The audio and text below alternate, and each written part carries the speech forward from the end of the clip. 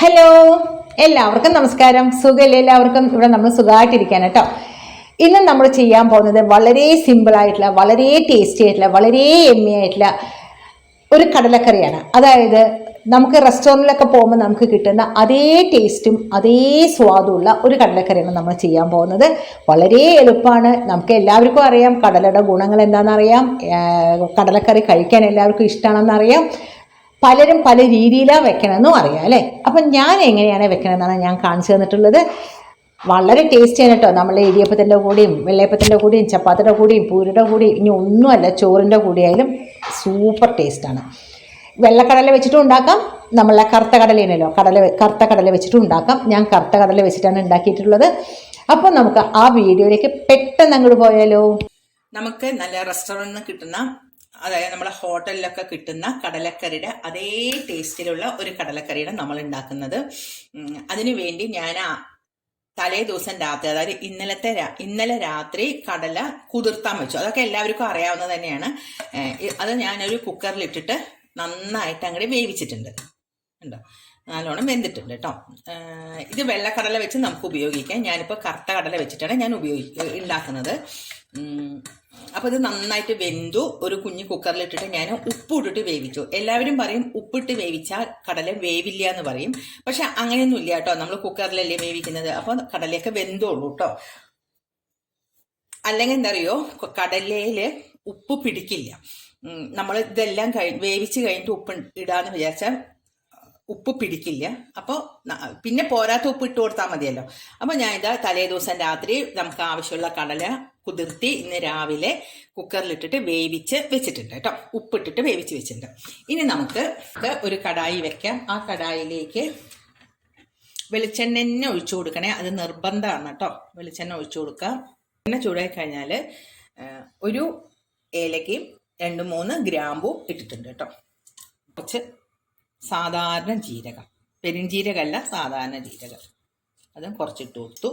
ഇനി അതൊന്ന് പൊട്ടട്ടെ കേട്ടോ. ഞാൻ എടുത്ത് വെച്ചിരിക്കുന്നത് 2 കുഞ്ഞി സവോള ചെറുതായിട്ട് അരിഞ്ഞതും, ഒരു 2-3 വെളുത്തുള്ളി ഇതാ ഇങ്ങനെ ആക്കി വെച്ചിട്ടുണ്ട്, ഒരു കുഞ്ഞി കഷ്ണം ഇഞ്ചി, ഇത്രയും എടുത്ത് വെച്ചിട്ടുണ്ട്. ഇനി നമുക്കിതൊരു ചോപ്പറിലേക്ക് ഇട്ട് കൊടുത്തിട്ട് ഒന്നും കൂടി ഒന്നങ്ങോട്ട് ഇത് കുനുകുനാന്ന് അരിയണം. വെളുത്തുള്ളി വെളുത്തുള്ളിയും ഇഞ്ചിയും സവോളയും നല്ല കുനുകുനാന്ന് അരിയണം. ഞാൻ അരിഞ്ഞിട്ടുണ്ട്. എന്നാലും ഇഞ്ചിയും വെളുത്തുള്ളിയും ഒന്ന് ചോപ്പ് ചെയ്യണ്ടേ, അതിന്റെ കൂട്ടത്തിൽ ഞാൻ സവോളയും കൂടി ഒന്ന് ഇട്ട് കൊടുത്തിട്ടുണ്ട് കേട്ടോ. ഇതാ ഞാൻ ഒന്നും കൂടി ചോപ്പ് ചെയ്തെടുത്തു, ഇട്ട് കൊടുക്കാം.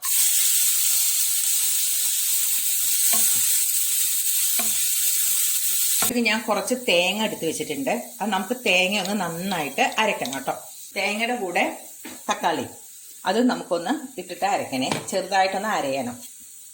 തക്കാളി ചോപ്പ് ചെയ്താലും മതിയായിരുന്നു, പക്ഷെ ഒന്ന് അരക്കി അടച്ചാൽ തിക്ക് പേസ്റ്റിൽ നമുക്ക് കിട്ടും. അരക്കട്ടെ കേട്ടോ. നമുക്ക് ഇതിലേക്ക് വേണ്ട മസാല ഇതിപ്പോൾ ഒരുവിധം ആയിട്ടുണ്ടല്ലോ. സവോളയൊക്കെ ഇത്ര ആയാൽ മതി. നമുക്ക് ആവശ്യമുള്ള മുളക് പൊടി, മഞ്ഞപ്പൊടി നമ്മൾ ഇട്ട് കൊടുത്തിട്ടില്ലല്ലോ, മഞ്ഞപ്പൊടി, മല്ലിപ്പൊടി കൊടുത്തിട്ടൊന്ന് ഇളക്കി കൊടുക്കാം. പിന്നെ നമ്മൾ അരച്ച് വെച്ച തേങ്ങയും തക്കാളി ഉണ്ടല്ലോ, അതും തേങ്ങയും തക്കാളി അരച്ചതും നമുക്ക് ഇട്ടു.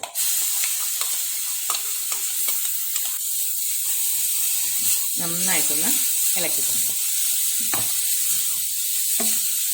ഇതിൻ്റെയൊക്കെ പച്ചമണം മാറട്ടെ കേട്ടോ. അതായത് നമ്മളുടെ മസാലപ്പൊടിയുടെയൊക്കെ പച്ചമണം മാറി കിട്ടട്ടെ.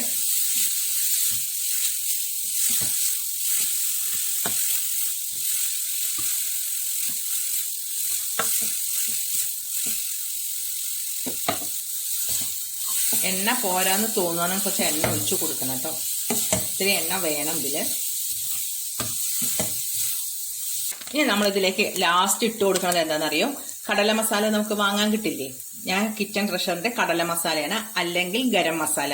ഞാൻ ഗരം മസാലയുടെ കുത്ത് എനിക്ക് ഇഷ്ടമല്ല എന്ന് ഞാൻ എപ്പോഴും പറയണതാണ് അല്ലേ. പിന്നെ നമ്മളിതിൽ ഗ്രാമ്പൂ ഏലക്കായി ഇട്ടുണ്ടല്ലോ, അപ്പോൾ ആ ഗരം മസാല മതിന്ന് വിചാരിച്ചിട്ടാണ് ഞാൻ ഒരു സ്പൂൺ കടല മസാല ഇട്ട് കൊടുക്കണത് കേട്ടോ. ഇനി ഇത് ഇഷ്ടമില്ലെങ്കിൽ ഗരം മസാല ഇട്ട് കൊടുത്താൽ മതി. ഇനി അതും ഇല്ലെങ്കിൽ ഒന്നും കുഴപ്പമില്ല, കാരണം നമ്മൾ ഈ അത്യാവശ്യം നമ്മൾ ഇട്ട് കൊടുത്തിട്ടുണ്ടല്ലോ, അത് മതി കേട്ടോ.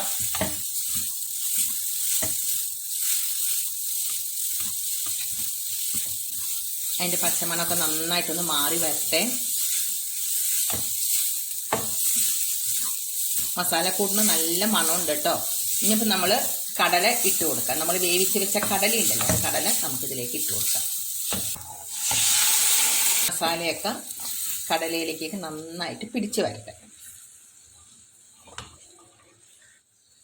ഉപ്പ് പോരെങ്കിൽ ഈ സമയത്ത് നമുക്ക് ഇത്തിരി ഉപ്പിട്ട് കൊടുക്കാം.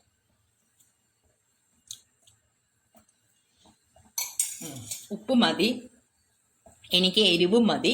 അപ്പം ഞാനതിൽ ഉപ്പ് എരിവൊന്നും ഞാൻ അഡീഷണൽ ചേർത്ത് കൊടുക്കണില്ല. നമുക്ക് വേണമെന്നുണ്ടെങ്കിൽ ഈ സമയത്ത് നമുക്ക് ചെയ്യാം. ഇത് ദോശയ്ക്കും വെള്ളയപ്പത്തിനും അതുപോലെ ഇടിയപ്പത്തിനും ഇനി ഒന്നുമല്ല ചോറിനും നല്ല കേമായിട്ടുള്ള ഒരു കടലക്കറിയാണ് കേട്ടോ. അപ്പോൾ നമുക്കിതൊന്ന് വെന്ത് വരട്ടെ. വെന്തിട്ടല്ല, ഇത് വെന്തതാണ്. കടലയിലേക്കൊന്ന് മസാല പിടിച്ചിട്ട് വരട്ടെ കേട്ടോ. ഇത് നമുക്കൊന്ന് അടച്ചു വെക്കാം.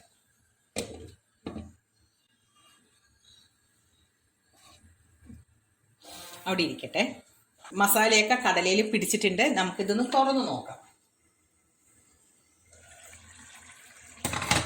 ആഹാ, എന്താ മണം വേണ്ട. ഞാൻ ഗ്യാസ് ഓഫ് ചെയ്യണം കേട്ടോ. ഇനി ഇരുന്നിട്ട് തന്നെ അതൊന്ന് കുറുകുവേ. അടച്ച് വെച്ച് വേവിക്കണം, അല്ലെങ്കിൽ അതിൻ്റെ മണം, മസാല മണമൊക്കെ ഉണ്ടല്ലോ, അത് പുറത്തേക്ക് പോവുള്ളൂ. അടച്ച് വെച്ച് വേവിക്കണം കേട്ടോ. നമ്മളുടെ കടലക്കറി, നല്ല സൂപ്പറായിട്ടുള്ള കടലക്കറി റെഡി ആയിട്ടുണ്ട്. കുറച്ച് നേരം എപ്പോഴും പറയണ മാതിരി ഇവിടെ തന്നെ ഇരിക്കട്ടെ. എന്നിട്ട് നമുക്ക് സെർവിങ് ബൗളിലേക്ക് നമുക്ക് മാറ്റാം കേട്ടോ. സൂപ്പർ കറിയാണ്, നല്ല മണമുണ്ട്. അപ്പം നമുക്ക് മണം പുറത്ത് പോവാതെ ഒന്ന് ഇവിടെ തന്നെ ഇരിക്കട്ടെ. ഇത് നോക്കൂ, നമ്മളുടെ കടലക്കറി ശരിക്കും നമുക്ക് ഹോട്ടലിൽ നിന്നൊക്കെ കിട്ടണ അതേ ടേസ്റ്റാണ് കേട്ടോ. നമ്മൾ വളരെ കുറച്ച് കാര്യങ്ങൾ വെച്ചിട്ടല്ലേ നമ്മൾ കടലക്കറി ഉണ്ടാക്കിയത്. കിട്ടിലനാണ്. അപ്പോൾ ഇത് എല്ലാവരും ഒന്ന് ട്രൈ ചെയ്ത് നോക്കൂ കേട്ടോ. വെള്ളക്കടല വെച്ചിട്ട് നമുക്ക് ചെയ്യാം. വെള്ളക്കടല ആണെങ്കിൽ ഈ എൻ്റെയൊക്കെ ഒരു ഇഷ്ടം എന്ന് പറയുന്നത് കറുത്ത കടലയ്ക്കാണ് എനിക്കൊക്കെ ഒരു കൂടുതൽ ഇഷ്ടം തോന്നിയിട്ടുള്ളത്. അതുകൊണ്ട് ഞാൻ കറുത്ത കടല വെച്ചിട്ടുണ്ടാക്കണം. വെള്ളക്കടലയും നല്ലത് തന്നെയാണ് കേട്ടോ. അപ്പോൾ ഇത് എല്ലാവരും ഒന്ന് ട്രൈ ചെയ്ത് നോക്കിയിട്ട് അതിൻ്റെ ഫീഡ്ബാക്ക് അറിയിക്കുക. അപ്പോൾ അടുത്ത വീഡിയോയിൽ കാണുന്നവരെ ബൈ ബൈ.